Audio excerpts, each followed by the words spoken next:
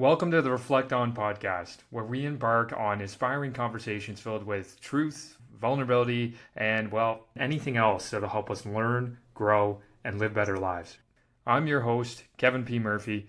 Thank you so much for embarking on this reflection journey with me today. Now let's get right into it. This is part 2 of a 2-part series with Helga Flower, the Warchild. If you have yet to listen to part 1, please navigate back to part 1 of Warchild, a story of survival with Helga Flower. There is some wonderful and necessary context before you listen to this part. In part 2, we learn much more about Helga Flower's journey and where her inspiration for art came from while taking refuge during the war. Helga also reflects on war today and shares some unique views about how the struggle for power is one that's been perpetual and is always persisting. Helga also shares what she would tell her younger self, that younger child that was born and growing up and raised in a time of war and treachery. We conclude with some really important pieces of wisdom, ones that are so powerful coming from someone like her and her life's perspectives. If you're interested in learning more of the first-hand accounts after listening to these ones, please consider purchasing Helga Flower's book, Warchild, World War II and its aftermath as seen through a child's eyes. It costs about $10, so please pick up a copy, inspire yourself some more, inspire others around you just as Helga has and wants to.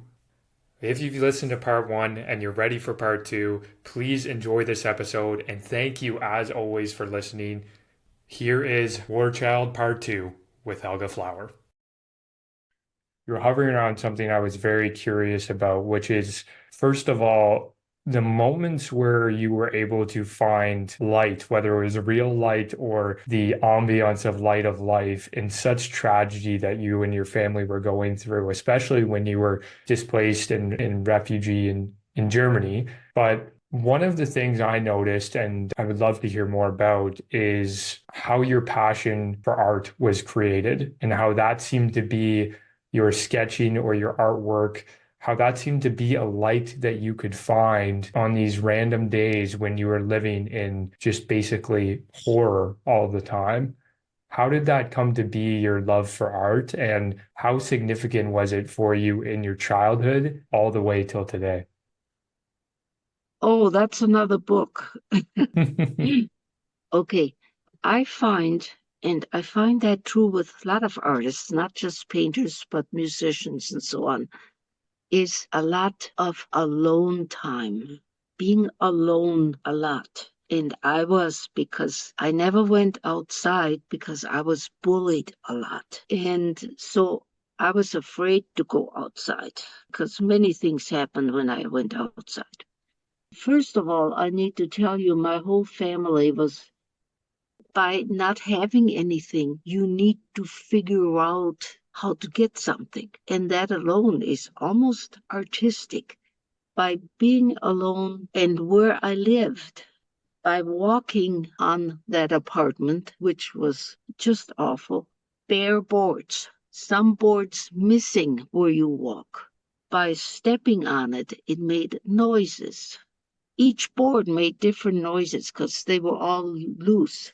I talked to the boards because they spoke to me. And looking out the windows, there was just busted glass. And I look at the busted glasses, and they were wonderful shapes. It's little things like that that other people would never think of it. Looking out the window, I was always very small. I'm just 5'1" right now. You see things not down, you look up. That's all you see because I was too small to really look out the window. I would stand next to the window and look up. And what do I see? The electric cables coming across. And on those cables were birds sitting. And we barely had paper and pencil, but I would find little scraps of something. And I painted the birds sitting on the cables. And those cables were just lines. And the birds, little dots, that's what I remember my very first painting. Wow. And birds have been they appear in my paintings still quite a bit. But anyway, This is what I remember first. And then going into school, we had art classes, and I was being put in special art classes. And it just kept going. You know, you really can't say that's when it started. But the impressions of art, I didn't know anybody I had no idea there was a profession of being an artist. I just did it because that was one thing that somebody couldn't take away from me. It wasn't like food. It kept me entertained. That was very important. Something to do. And my sisters and my mother, they were all very into knitting, crocheting. If there was a hole in a sock, you fixed it. You just fixed it. You didn't throw a sock away. You had no way of getting more socks. You knit your own socks. We didn't have a Walmart. Um, so you had to learn to help yourself more so than anybody else. I had a couple girlfriends who went shopping to the big city. We couldn't do that. My sister, who was 6 years older, took care of my mother. We had no way of going anyplace. So my artistic venture, so to speak, it was my way of escaping. And it kept on going. It's still working. I still go into my studio to escape from my wonderful husband. Oh, that's so beautiful. It really is a birth of art in its truest form, almost, it sounds like. And I'm curious, I have a few final questions for you, Helga, but one was your book is called Warchild, and it's very well named, just given what you mentioned about the perspective and such an uncommon perspective about war, that I think, frankly, not a lot of us understand today at all. So it's so wonderful that you've been able to have the courage to share that story. And I'm curious about, you mentioned earlier about some of the wars of today. And given that you probably have more experience than most being surrounded by it, and given that we live in a world today where things can be so diluted or so misguided or so much misinformation, what is your message to the world today about war? Well, I look at war as something that has been with the world forever. We just know more right now because of radio, TV, and cell phones, computers. We know maybe too much, but it's been always going on, always. And probably even a lot worse than what we can think of. Think of Rome, how they threw people. They were eaten by wild animals, and people watched and clapped. And, stuff like that has been going on forever. But I would think we would learn. Like I said, there is a bully around all the time, like Hitler, like Putin. They want more. Everybody wants more, and they don't care who they hurt. I just don't know. There is no solution. I've been thinking about it because I'm always thinking of solution because it's kind of like my artwork. Either I throw it out, it's not working, or it's working great. There has to be a solution. I think it would be great if we had a TV channel of people who come up with a solution. Not just war, but other terrible things. We need to use our smart, brainy people a little bit more. And also in school, I think we need to give priority to people who have big brains. But having said that, those big brains, they may not want to go in the direction that we think it should be. I'm thinking about it. What is the solution? I think once we find that solution, the whole world will blow up anyway. I just don't think there is a solution. Looking at everything around us. And the worst thing yet, everybody wants to be right. Everybody Mhm. wants to be famous. Everybody wants to be the top gun. And that can't work. We need to listen to each other, be an open book, not take sides, but learn from each other. Like right now, the Democrats and Republicans.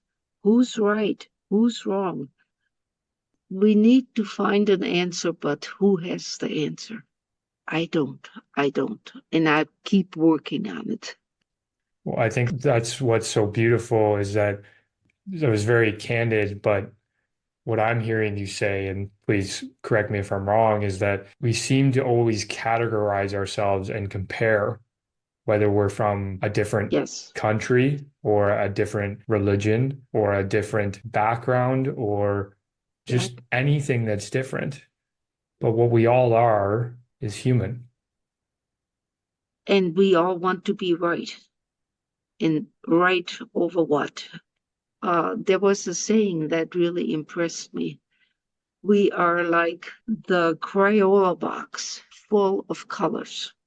They get along inside the box. They have to get along. And we need to be categorized the same way. I want you to imagine something for me, Helga, just for a moment, in the Yeah. spirit of artistry and creativity. Yes. I want you to picture your younger self next to you and Yeah. try to see the 5, 7, 10-year-old Helga there in Austria, in Czechoslovakia, in Germany, in those moments. Yeah. If she was sitting next to you right now, what would you tell her? I was in Germany already. And that's when my mother died when I was 10. And I think all I would say at that point, the first thing I would say, I'm glad she died because she went through so much pain and hell. She needed to die because I couldn't take it anymore either. And then life will go on. Don't know how. Let's just take one step at a time. And it was better, but a lot of bad steps to climb.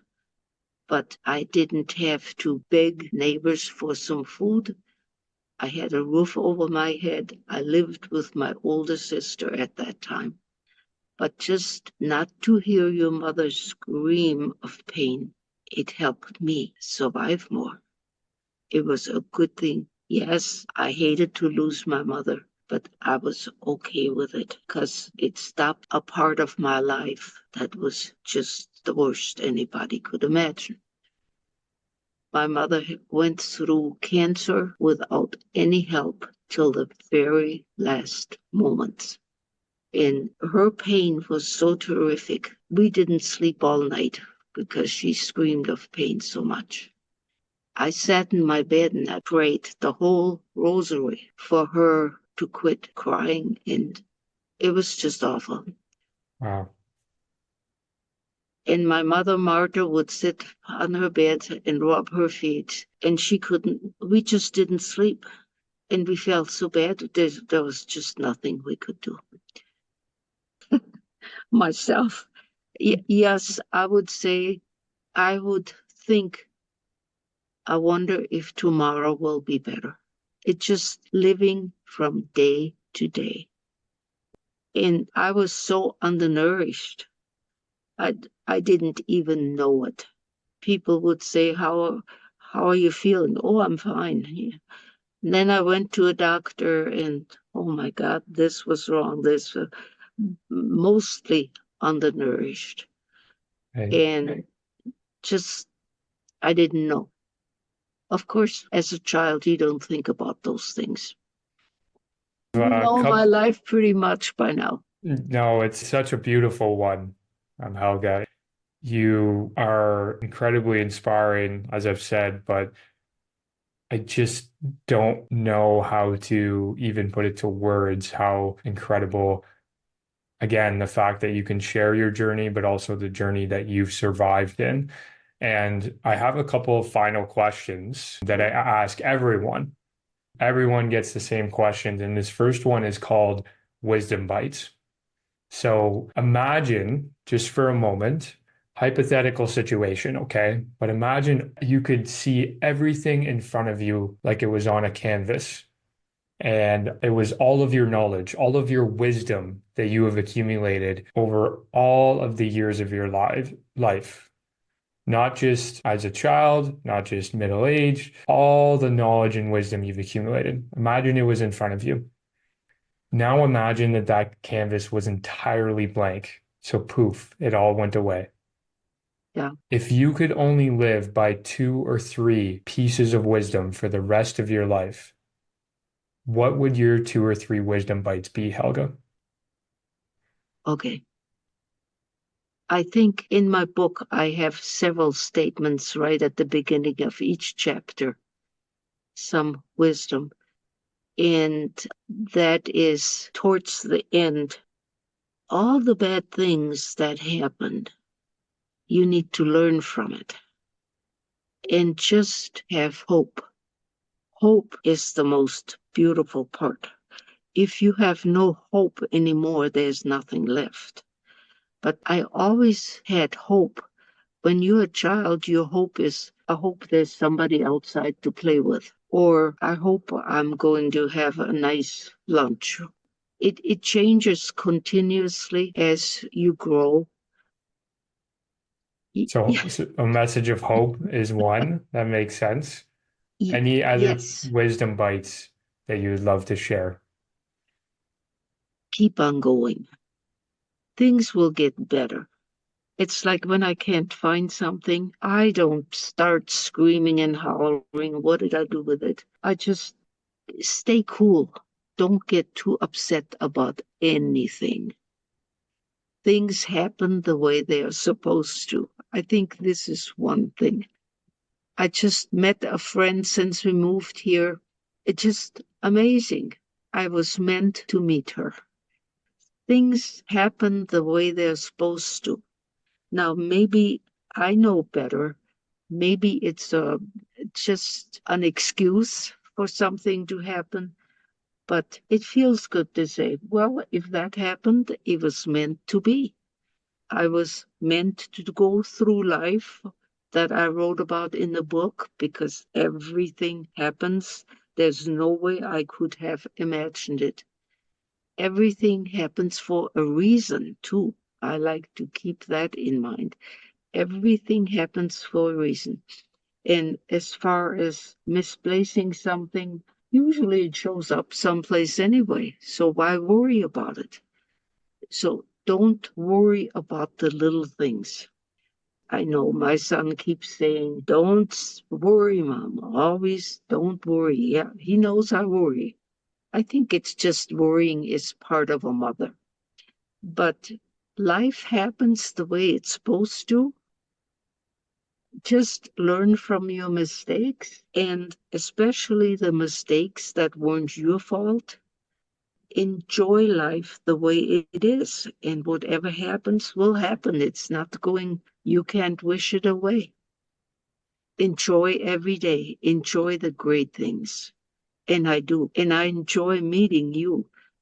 You are a wonderful guy, and we are supposed to have met. Yes, it was in my life that I was supposed to meet you.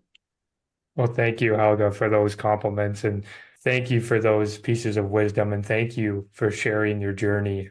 It is so powerful. And I have one final question. Oh, It's no. one Okay. final one. Don't Okay. worry, I think you're going to do great. But it's called the three R's. So, in the spirit of reflection, the three Yes. reflection questions. So I want you to think of the first thing that comes to your mind when you hear these questions in almost a rapid succession. The first R is, what have you been reflecting on the most recently? It's funny. As you get older, you reflect more. I reflect a lot on my mother. Does that answer your first R? Absolutely. And I think we know why. Yeah. The beautiful woman that she was. The second reflection question, what do you think you're not reflecting on enough? What I'm not reflecting enough? That's a difficult question. I don't know how to answer that.